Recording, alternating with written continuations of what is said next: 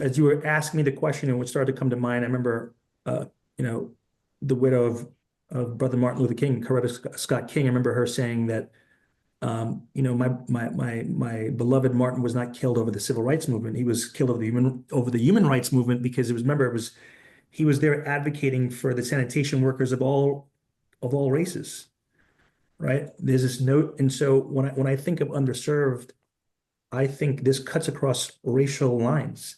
Absolutely. I think of, and I've told our staff, we want to bring this to Appalachia, to the farmlands of Boise, Idaho, to, you know, the Mississippi Delta, as well as the inner cities of Detroit and Southern California, as well as in New York and Brooklyn and so forth.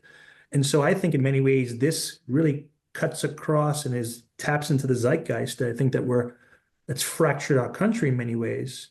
You have this hyper factionalism, but the reality is everyone has tremendous economic anxiety.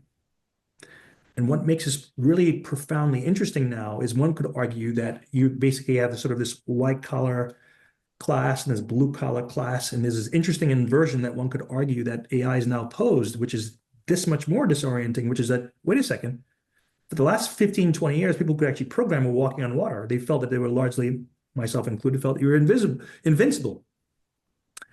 And guess what? The the first ones to actually suffer at the hands of this remarkable level of autonomous systems are going to be the very programmers themselves.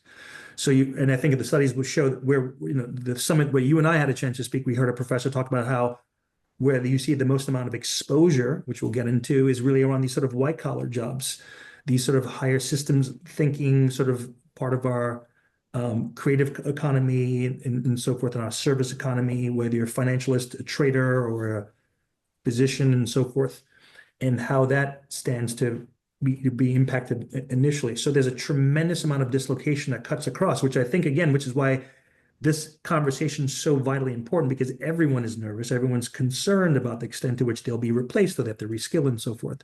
So I think of underserved, to go back to your original question, I think primarily along economic strata. And by the way, there tends to be a high level of association between the economic outcomes. It's inextricably woven, oftentimes, unfortunately, to sort of ethnic communities, racial communities, gender-based communities.